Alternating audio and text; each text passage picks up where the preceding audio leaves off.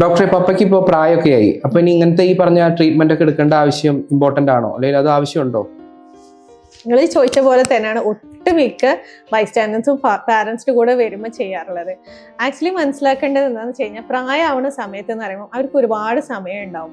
ഈ സമയം കൂടുതൽ കിട്ടുക വെച്ച് കഴിഞ്ഞാൽ ഒരുപാട് വർക്കൊക്കെ ചെയ്ത് ഈ റിട്ടയർമെന്റ് ലൈഫ് ജീവിക്കുന്ന സമയത്തായിരിക്കും ഒരു പക്ഷേ അവരവരുടെ ആരോഗ്യം അല്ലെങ്കിൽ അവരുടെ കാര്യങ്ങൾ തന്നെ ശ്രദ്ധിച്ച് തുടങ്ങുന്നുണ്ടാവും. അപ്പം മെയിൻ കാര്യങ്ങൾ ശ്രദ്ധിക്കുക എന്ന് പറയുമ്പോൾ സത്യത്തിൽ ഫുഡ് തന്നെ അവർക്ക് ഇഷ്ടമുള്ള ഫുഡ് അല്ലെങ്കിൽ നേരത്തിന് ഫുഡൊക്കെ കഴിച്ച് തുടങ്ങുന്നത് ചിലരൊക്കെ ചിലപ്പം ഈ പ്രായങ്ങളിലായിരിക്കും.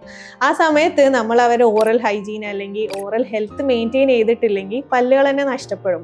അപ്പം ചെറിയ ബേസിക് ഫില്ലിങ്സ് അല്ലെങ്കിൽ സ്കെയിലിംഗ് ഒക്കെ കാര്യങ്ങൾ നമ്മൾ ആക്ച്വലി എൽഡർലി ആയാലും ചെയ്യണം. പ്രായമായില്ലേ, ഇനിയിപ്പോൾ പല്ല് അധികം ഹെൽത്ത് ഉണ്ടാവില്ലല്ലോ, അപ്പം പല്ല് അധികം കേട് വരുന്ന സമയത്ത് നമുക്കത് പറിച്ച് കളയാം എന്നൊരു കൺസെപ്റ്റിൽ നിന്ന് മാറി പ്രായമായവരുടെ പല്ലും നമ്മളെ പോലെ തന്നെ ഓറൽ ഹെൽത്ത് മെയിൻറ്റെയിൻ ചെയ്യൽ നിർബന്ധമാണ്. അതേപോലെ ട്രീറ്റ്മെന്റ്സും അവർക്കും ചെയ്തു കൊടുക്കണം എന്നുള്ളത് മെയിൻ ആയിട്ടുള്ള ഒരു കാര്യം. കാരണം എൽഡർലി ആവുന്ന സമയത്ത് ഈ പല്ലുകളില്ലെങ്കിൽ ചിലപ്പോൾ ഒട്ടുമിക്ക പേഷ്യൻസും എൽഡർലി ആയിട്ടുള്ള വരുമ്പം നമ്മൾ കാണുന്നത് എന്താ വെച്ച് കഴിഞ്ഞാൽ ഒരുപാട് റൂട്ട് സ്റ്റെംസ് ആയിട്ടുണ്ടാവും. അതായത് പല്ലുകൾ അത്രയും ഗ്രോസ്ലി ഡീക്കേഡ് ആയിട്ട് ഒന്നും ചെയ്യാൻ പറ്റാത്തൊരവസ്ഥയിലേക്ക് എത്തിയിട്ടുണ്ടാവും. പിന്നീട് ആ സമയത്ത് നമുക്ക് ചിലപ്പോൾ എക്സ്ട്രാക്ഷൻ മാത്രമായിരിക്കും പോസിബിൾ. അപ്പം ചവച്ചരച്ച് നന്നായിട്ട് ഭക്ഷണം കഴിച്ചിട്ടില്ലെങ്കിൽ തന്നെ നമ്മൾ ഡൈജഷൻ പ്രോപ്പർ ആവില്ല. അപ്പം ഡൈജഷൻ പ്രോപ്പർ ആയിട്ടില്ലെങ്കിൽ തന്നെ അവർക്ക് അതുകൊണ്ട് തന്നെ ഒരുപാട് അസുഖങ്ങൾ വരും.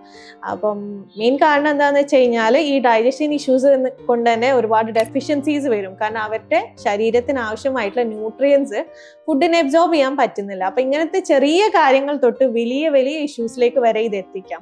അപ്പൊ അതുകൊണ്ട് നമ്മളെ പോലെ തന്നെ എൽഡർലി പേഷ്യൻസിനും ഓറൽ ട്രീറ്റ്മെന്റ് അത്രത്തോളം ഇമ്പോർട്ടൻ്റ് ആണ്.